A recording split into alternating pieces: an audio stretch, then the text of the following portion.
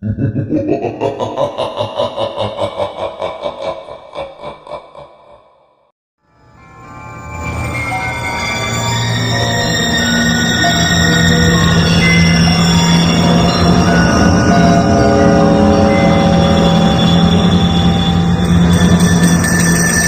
ocurre en una carretera iluminada por la luna? Lo sabrá. Lo sabrán. Ya. Testimonio de Joel Hedman, Jr. Soy un hombre muy desafortunado. ¿Por qué? Porque soy rico. Muy rico. Y además bastante bien educado. Y gozo de una salud extraordinaria. Pero no solo soy rico, bien educado y de buena salud. También tengo otras ventajas. Ventajas generalmente muy valoradas por quienes las disfrutan. Codiciadas por cuanto las desean. Suelo decirme que si tales cualidades me hubieran sido negadas, sería menos infeliz. Porque pienso, el contraste entre, digamos, mi vida exterior e interior, no exigiría continuamente una atención que resulta ingrata. Bajo la tensión de la privación y la necesidad del esfuerzo, podría olvidar en ocasiones el oscuro secreto, cuya explicación él mismo hace inevitable. Una explicación, por cierto, siempre misteriosa. ¿Quién soy? Soy el hijo único de Joel y Julia Hedman. Joel, mi padre, fue un rico hacendado, y Julia, mi madre, una mujer muy hermosa, bien dotada, a la que estuve muy ligado, apasionadamente ligado, por lo que ahora sé que fue una devoción celosa y exigente. El hogar familiar se encontraba a unas cuantas millas de Nashville, en Tennessee. La casa, irregularmente construida, no se la podía definir arquitectónicamente. Era amplia. Estaba algo apartada de la carretera. La engalanaba un parque de grandes árboles. En la época a la que me refiero tenía 19 años y me encontraba en New Haven, Connecticut, estudiando en la Universidad de Yale, que cuenta con una gran biblioteca con millones de volúmenes. Un día recibí un telegrama de mi padre pidiéndome que regresara urgentemente a casa sin darme ninguna explicación, que al menos me aclarara algo de tan extraña solicitud.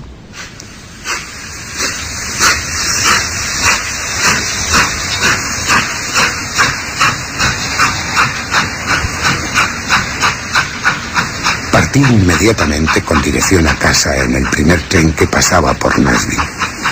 No dejaba de preguntarme qué habría ocurrido, porque tenía que haber ocurrido algo muy grave para que mi padre me pidiese que volviera a casa. Pero, ¿qué?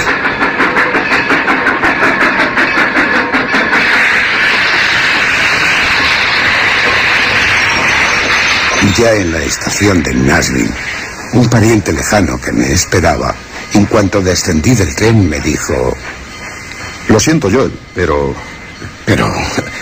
¿Qué ha pasado? Tu madre... Mi madre. Tu madre ha sido asesinada. ¿Asesinada, dices? ¿Pero quién? No sabemos quién cometió tan horrible crimen. La asesinó cruel, bárbaramente. ¿Por qué? ¿Por qué? Tampoco se conoce el móvil, Joel. Lo siento, sí, lo siento mucho.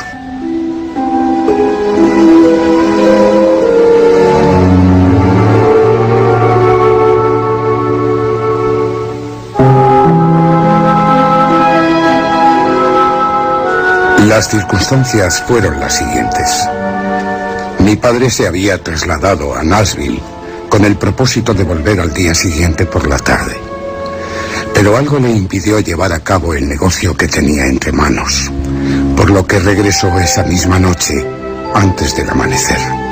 Explicó en su testimonio al juez: No tenía llave del cerrojo, pero como aún no había amanecido, sabiendo que los sirvientes dormían y no deseando despertarles, me dirigí a la parte trasera de la casa.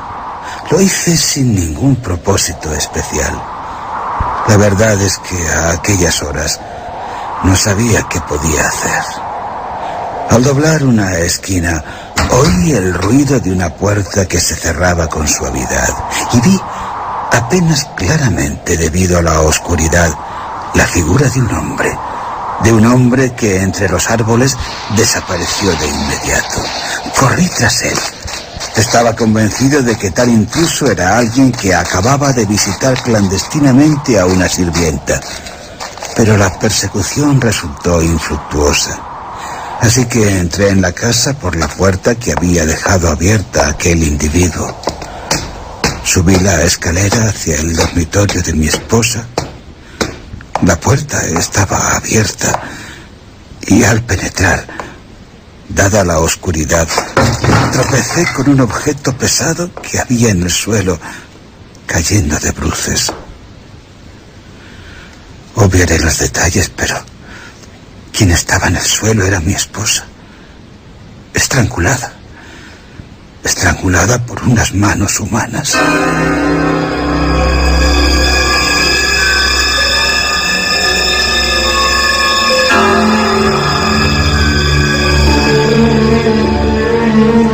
El móvil no había sido el robo, porque no faltaba nada en casa. Los sirvientes declararon no haber oído ningún ruido. Y salvo las horribles marcas que el asesino dejó en la garganta de mi madre, no se encontró otro rastro del criminal. Nunca. Ojalá pudiera olvidar aquellas huellas. Dejé de estudiar para permanecer junto a mi padre, que, como es de suponer, estaba muy cambiado. Mi padre siempre con un carácter tranquilo, sereno. Y ahora es como si hubiera caído en un profundo abatimiento. Tan profundo que nada parece llamar su atención. Aunque eso sí, cualquier ruido, de una pisada, de un portazo, despierta en él un gran desasosiego. ¿Recelo? Sí, eso debe ser. Mi padre recela. Se sobresalta notoriamente por cualquier cosa.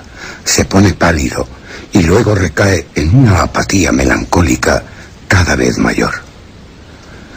Seguro que sufre lo que llaman una tremenda tensión nerviosa, una crisis nerviosa. Por lo que a mí respecta, era entonces mucho más joven, y eso significa el poder enfrentarse a tales situaciones de forma distinta, con más fuerza. En la juventud hay un bálsamo para cada herida. Si pudiera estar de nuevo en aquella tierra encantada, la de Galat. No estaba habituado al dolor, así que, por expresarlo de alguna manera, no sabía cómo medir su intensidad, cómo valorar mi aflicción. No podía apreciar claramente la potencia de aquel terrible impacto.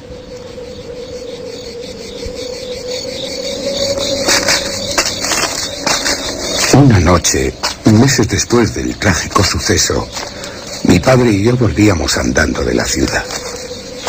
La luna llena llevaba unas 3 horas sobre el horizonte, en el este. En los campos había esa quietud que tiene mucho de solemne, propia de las noches estivales. Creo que el canto de las chicharras, monótono por ser tan incesante, y nuestras pisadas, eran los únicos ruidos que rompían el silencio.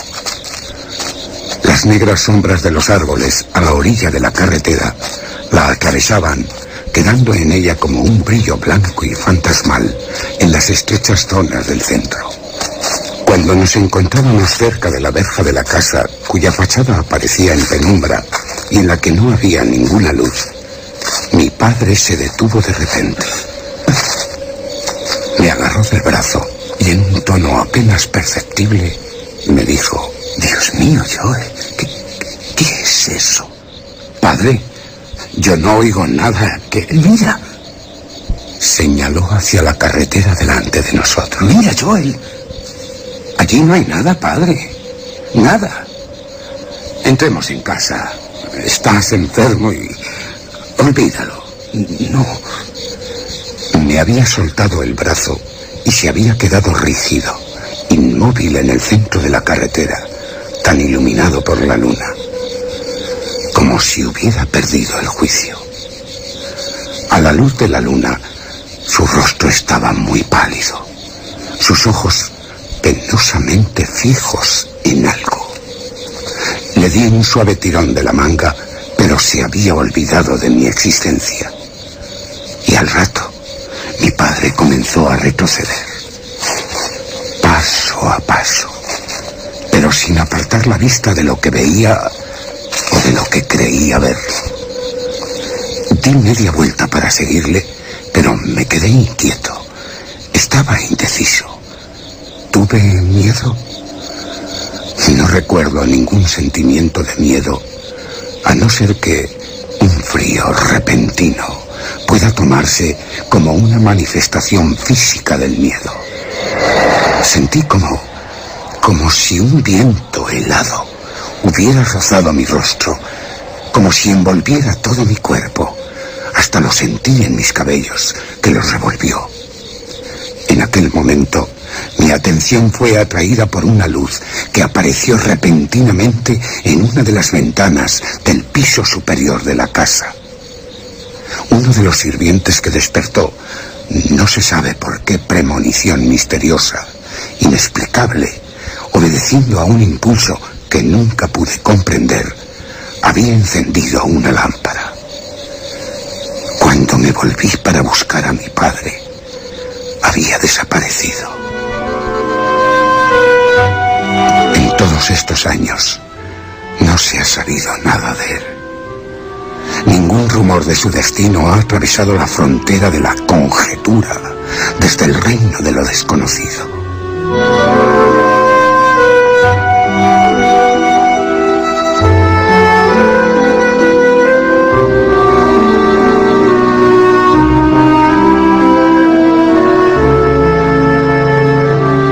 Testimonio de Caspar Grattan. Hoy estoy vivo. Mañana en esta habitación habrá algo. Una forma fría de arcilla que mostrará lo que he sido durante mucho tiempo.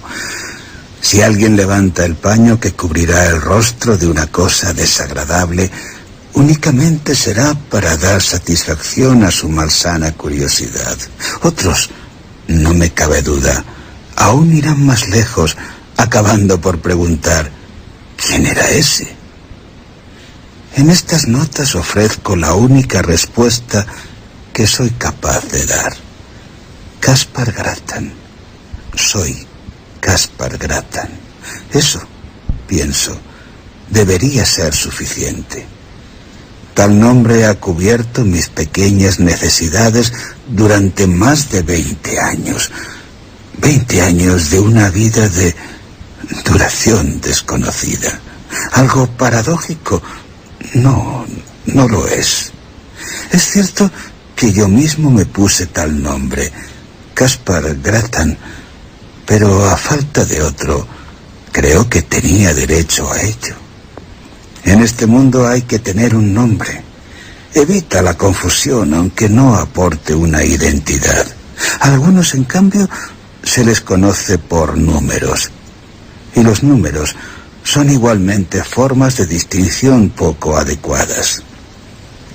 Un día, y es solo un ejemplo, paseaba por la calle de una ciudad lejos de donde ahora me encuentro, cuando me hallé a dos individuos vestidos de uniforme. Uno de ellos, casi deteniéndose al pasar a mi lado, mirándome a la cara con notoria curiosidad, le dijo a su compañero: «Ese hombre parece el 767». El 767. En tal número me pareció descubrir algo familiar y horrible, algo espantoso. Llevado por un impulso incontrolable, tomé una bocacalle y no paré de correr hasta caer agotado en un camino a las afueras de la ciudad. Nunca he olvidado aquel número. 767. Siempre me viene a la memoria acompañado por maldiciones, carcajadas, tristes carcajadas y golpes violentos de puertas de hierro. Por eso creo que un nombre, aunque sea uno mismo quien se lo ponga, es mejor que un número. En el registro del campo del alfarero con mayúscula, ya me entienden, pronto tendré los dos, Caspar Gratan y el 767, toda una gran riqueza. A quien encuentre estas notas, le ruego que tenga cierta consideración. No es la historia de mi vida. No tengo capacidad, porque me está negada, para dejar una historia acerca de mi existencia. Esto no es más que una relación de recuerdos rotos y aparentemente, solo aparentemente, inconexos. Algunos de ellos tan claros y tan ordenados como los brillantes de un collar, pero otros remotos, confusos y extraños, presentan todas las características de los sueños carmesí, con espacios en blanco y en negro, y también con el fulgor, con el resplandor de aquellarres candentes en medio de una gran desolación. Situado en los límites de la eternidad, me doy la vuelta para echar un último vistazo a la tierra y a mi pasado, a lo que fui, a lo que hice hasta llegar aquí. Hay tras de mí 20 años de huellas claras, inconfundibles, impresiones de pies sangrantes, y el trazado continúa por caminos de pobreza y dolor, tortuosos y poco seguros, como los de alguien que se tambalea aportando una gran carga. Ah, la profecía que el poeta hizo sobre mí. Remoto, sin amigos, melancólico, lento. ¡Qué profecía más admirable! Espantosamente admirable. Retrocediendo más allá del principio de tal discurrir doloroso, esta epopeya de sufrimiento con episodios de pecado, apenas puedo ver algo con claridad. Todo sale de una nube. Cubre 20 años. Solo cubre 20 años mi tratado existencial. Pero sin embargo soy un anciano. Nadie recuerda su nacimiento. Si no se lo cuentan, nada puede saber sobre él. Pero mi caso es diferente. ¿Por qué? Porque la vida llegó a mí con las manos llenas y me otorgó todas mis facultades y poderes. De mi existencia previa no sé más que otros, porque todos balbucean insinuaciones que pueden ser recuerdos o sueños. Solamente sé que mi primera sensación de conciencia lo fue de madurez y en cuerpo y alma, una sensación aceptada sin sorpresa o aprensión. Me encontré caminando por un bosque, casi desnudo, doliéndome terriblemente los pies, muy fatigado y con mucha hambre. En una granja a la que me acerqué, pedí comida que me fue dada tras preguntárseme mi nombre. ¿Mi nombre? No lo sabía, aunque sí que todos tienen un nombre. Me retiré azorado, y al llegar la noche busqué un refugio en el bosque en el que me dormí. Al día siguiente alcancé una gran ciudad cuyo nombre no diré, como tampoco citaré otros incidentes de la vida que ahora está a punto de concluir, una vida de peregrinaje continuo, siempre rondada por una imperante sensación de delito en el castigo del mal y de terror en el castigo del delito. No sé si podré dejarlo manifestado en estas notas. ¿Dónde viví? Parece que viví cerca de una gran ciudad, siendo un colono próspero, casado con una mujer a la que amaba apasionadamente, aunque desconfiaba de ella. Tuvimos, creo, un hijo de notable talento, un hijo brillante, emprendedor. Para mí, ciertamente, se trataba de una figura vaga, nunca bien definida y frecuentemente fuera de escena. ¿Qué ocurrió? En una noche trágica, desafortunada, se me ocurrió poner a prueba la fidelidad de mi mujer. Lo hice de una forma vulgar, harto conocida por cuantos leen literatura histórica de ficción. ¿Qué hice? Fui a la ciudad después de decirle a mi esposa que no regresaría hasta el día siguiente por la tarde. Pero lo que hice fue regresar antes del amanecer, dirigiéndome a la parte trasera de la casa, con la intención de entrar por una puerta a la que había dejado rota su cerradura y con el deseo de que nadie me viera. La puerta la había dejado encajada, en realidad no cerraba, pero al acercarme oí otra puerta que se abría y se cerraba con suavidad y vi a un hombre que salía sigilosamente de la casa. Salté sobre él con el propósito de asesinarlo, pero desapareció. Desapareció sin que tuviera ni la oportunidad de identificarle. No sé, ni aún ahora consigo convencerme de que en verdad se tratara de un ser humano. Pero entonces, loco de celos, furioso, ciego y lleno de todas las más burdas y elementales pasiones de quien se considera humillado en su hombría, entré en la casa, subiendo precipitadamente la escalera que conducía a la habitación de mi mujer. La habitación estaba cerrada, pero también había estropeado la cerradura de la puerta del dormitorio de mi mujer, así que no me resultó nada difícil entrar en él. Reinaba en la habitación una gran oscuridad, pero al momento me encontraba junto al lecho que tanteé con las manos. El lecho estaba vacío, revuelto, pero vacío. Estará abajo. Sí, eso es. Mi esposa estará abajo, aterrada. Ha descubierto mi presencia y se oculta. Con el propósito de buscarla, me di la vuelta para salir de la habitación. Pero tomé una dirección equivocada, o mejor dicho, la dirección correcta. Porque golpeándome contra su cuerpo, encogido en un rincón, di con ella. Al momento le lancé las manos al cuello y ahogando su grito, sujeté su cuerpo convulso entre las rodillas inmovilizándola. Y en la mayor de las oscuridades, sin piedad, sin reprochármelo, la estrangulé hasta la muerte. Aquí acaba el sueño. Lo he relatado en tiempo pasado, pero sería más apropiado relatarlo en el presente. ¿Por qué? ¿Acaso ocurre en el presente y no ocurrió en el pasado? No, no es eso. Es que tal tragedia, una y otra vez, se representa en mi conciencia. Una y otra vez, sí, una y otra vez, trazo mi diabólico plan, descubro lo que sospechaba y desagravio la ofensa. Y después todo queda en blanco.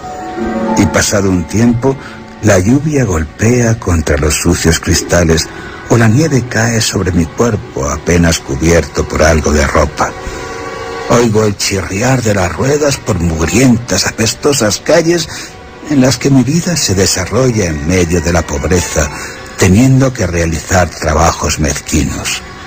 ¿Alguna vez brilla el sol? Si brilla, no lo recuerdo. Y si hay pájaros, no cantan.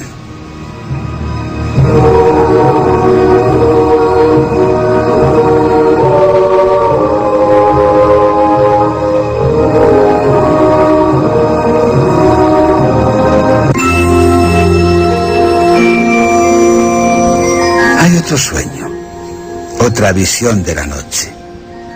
Estoy de pie entre sombras en una carretera iluminada por la luna llena. Sé que hay alguien más presente en el lugar, pero no sé quién. Entre la penumbra de una gran mansión percibo el brillo de ropas blancas. Es cuando la figura de una mujer aparece frente a mí en la carretera. Mi esposa. Mi asesinada esposa. La muerte se refleja en su rostro y esas señales en su garganta. Tiene los ojos clavados en los míos con una gravedad infinita. No es reproche, ni odio, ni amenaza. No es algo tan terrible como el reconocerla. Ante tal aparición horrible, retrocedo sobrecogido, aterrado, con un terror que ahora también me asalta. No puedo, no me es posible emplear correctamente las palabras. Estas no expresan lo que quiero expresar. Pero ahora ya estoy tranquilo y no hay más que contar. El incidente acaba donde empezó, en la oscuridad, en la duda. Sí, de nuevo logro dominarme, ser dueño de mi alma. Pero no se trata de un respiro, sino de otra fase de la expiación. Mi penitencia constante solo es mutable en su aspecto, y una de sus variantes es la tranquilidad. Mi condena es perpetua, al infierno para siempre. Un castigo absurdo, un castigo elegido por el culpable. Pero hoy mi plazo expira. A cada uno, a todos, les deseo esa paz que yo no tuve.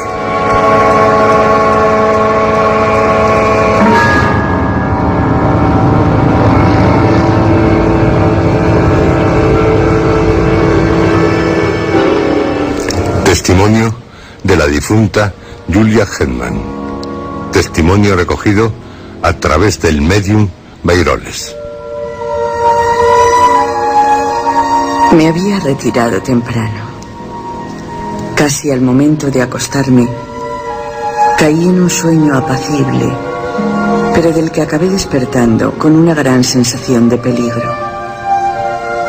Algo que, según creo, es una experiencia común de otra vida anterior. Pese a estar convencida de que tal sensación no tenía ningún sentido, no lograba liberarme de ella. Mi esposo, Joel Hetman, estaba ausente, de viaje.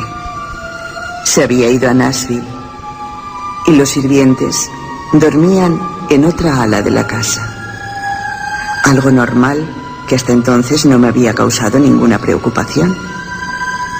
Sin embargo, entonces, aquel extraño terror me resultó insoportable.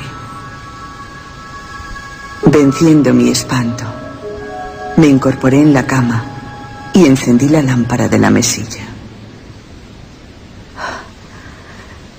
Pero la luz no me tranquiliza, no me alivia, sino todo lo contrario. Es como si la luz haya añadido más peligro. Pero, ¿qué peligro? Tal vez su resplandor se vea por debajo de la puerta, revelando mi presencia en la habitación, revelándole a cualquier cosa maligna que esté acechando fuera del dormitorio. Los que estáis vivos, sujetos a los horrores de la imaginación, os daréis cuenta de qué monstruoso miedo debe de ser ese que en la oscuridad busca seguridad contra las existencias malévolas de la noche. Es como batirse cuerpo a cuerpo con un enemigo invisible. Es la estrategia de la desesperación. Sí, eso es lo que es.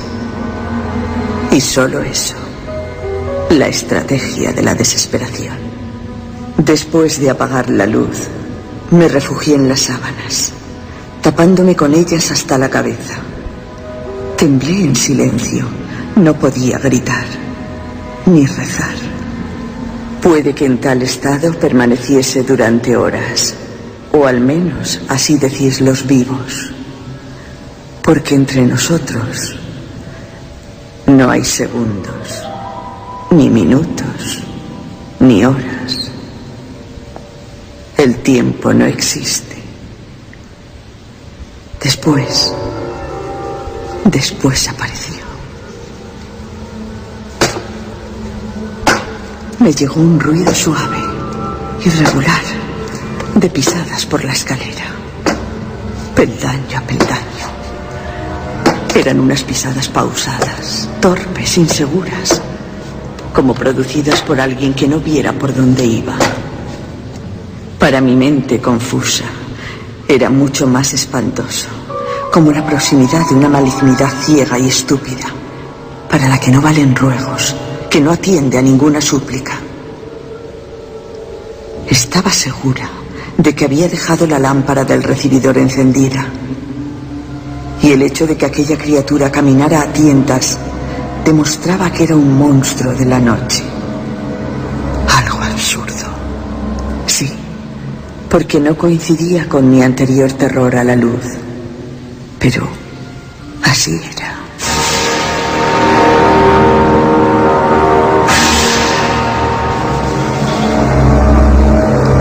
El miedo no tiene cerebro. El miedo es estúpido, cretino, idiota. El observador sombrío que contiene y el cobarde consejo que susurra no guardan relación. Nosotros, que hemos entrado en el reino del terror, que permanecemos ocultos en el crepúsculo eterno, rodeados por las secuencias de nuestra vida anterior, invisibles incluso para nosotros mismos y para los demás, y que sin embargo nos escondemos desesperados en lugares solitarios. Lo sabemos muy bien. Anhelamos hablar con nuestros seres queridos y sin embargo estamos mudos y tan temerosos como ellos de nosotros. A veces este impedimento desaparece. La ley queda en suspenso. Por medio del poder inmortal del amor o del odio, logramos romper el hechizo. Es cuando aquellos a los que avisamos, consolamos o castigamos, logran vernos. ¿Qué forma adoptamos? Lo desconocemos. Solo sabemos que sea cual sea nuestra forma, aterroriza. Asusta a aquellos que más deseamos reconfortar y de los que más anhelamos ternura y compasión. Perdonad, os lo ruego, este paréntesis, un tanto inconsecuente, de lo que una vez fue una mujer. Vosotros que nos consultáis de este modo imperfecto, no comprendéis. ¿Por qué?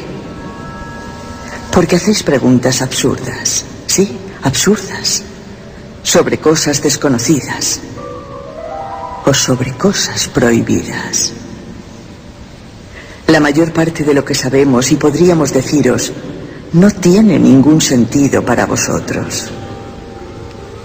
Debemos comunicarnos con vosotros por medio de una inteligencia balbuciente en aquella pequeña zona de nuestro lenguaje que vosotros sabéis hablar. ¿Qué es lo que creéis? ¿Que somos de otro mundo? ¿De otro mundo? No, no lo somos. No conocemos otro mundo que no sea el vuestro. Aunque para nosotros no exista ya ni la luz del sol, ni la sensación de calor, ni la música, ni las risas, ni el canto de los pájaros, ni tampoco la compañía. ¿Qué cosa? Sí, ¿qué cosa es ser fantasma? Algo terrible. Fantasma asustado y tembloroso en un mundo totalmente alterado. Fantasma, presa de la aprensión, de la desolación. Pero no morí de miedo. Aquella cosa que se acercaba por la escalera a mi habitación se dio la vuelta y se fue. La oía bajar, creo que de una forma apresurada, como si también a ella algo le hubiera asustado. Me levanté para pedir ayuda, pero apenas mi temblorosa mano hubo encontrado el tirador de la puerta cuando oí que volvía hacia mí. Sus pisadas por la escalera eran ahora rápidas, pesadas, fuertes. Hacían que toda la casa se estremeciera. Huí aterrada hacia un rincón, acurrucándome en él. Intenté rezar, intenté gritar el nombre de mi esposo. ¡Joel! Pero la puerta se abrió de un golpe. No sé qué pasó, pero acabé sintiendo una gran opresión en mi garganta. Una opresión que me asfixiaba. Mis brazos sin fuerzas, lánguidos, golpearon algo que me arrastraba. Y noté que la lengua se me escapaba por entre los dientes. Y pasé a esta vida. No, aún no sé, y puede que no lo sepa nunca lo que ocurrió.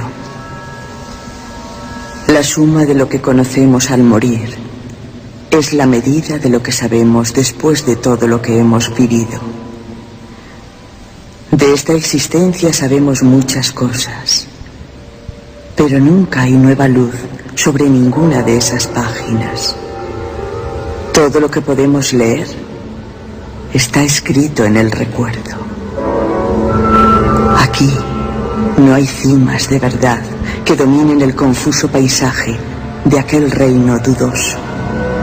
Todavía vivimos en el Valle de la Sombra, ocultos en sus espacios desolados, observando desde detrás de los arbustos y matorrales a sus habitantes perversos, malvados, locos. ¿Cómo tener conocimiento del desvanecido pasado? Lo que ahora contaré ocurrió en una noche. ¿Cómo sabemos cuándo es de noche? Porque cuando es de noche, os marcháis a casa. Es cuando podemos arriesgarnos, aventurarnos a salir de nuestros escondrijos y dirigirnos sin miedo hacia nuestros antiguos hogares. Asomarnos por sus ventanas, incluso entrar en ellos, observar vuestros rostros mientras dormís. Había deambulado durante un buen rato cerca de la casa en la que se me había transformado tan cruelmente en lo que ahora soy. Deambulé como hacemos cuando alguien a quien amamos u odiamos está dentro. Había buscado, inútilmente, alguna forma de manifestarme, algún modo de hacer que mi existencia, mi gran amor y mi gran pena fueran captados tanto por mi esposo como por mi hijo. Si dormían, siempre se despertarían.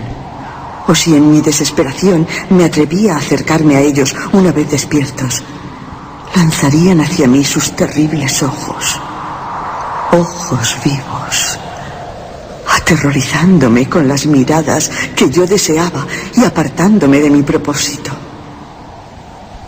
En tal noche los había estado buscando sin éxito y a la vez con temor de encontrarlos.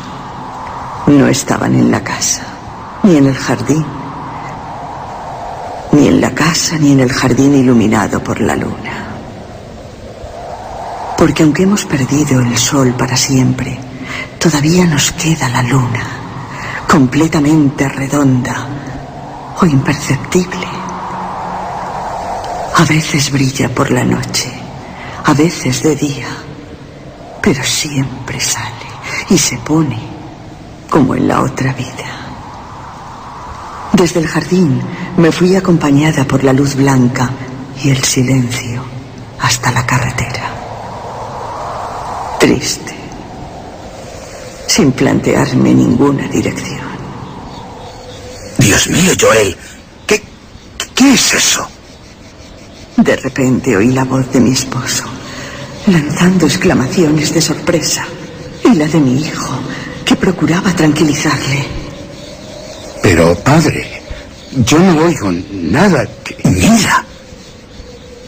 Allí estaban, a la sombra de unos árboles, muy cerca de mí, mirándome mi esposo, porque al fin me vio.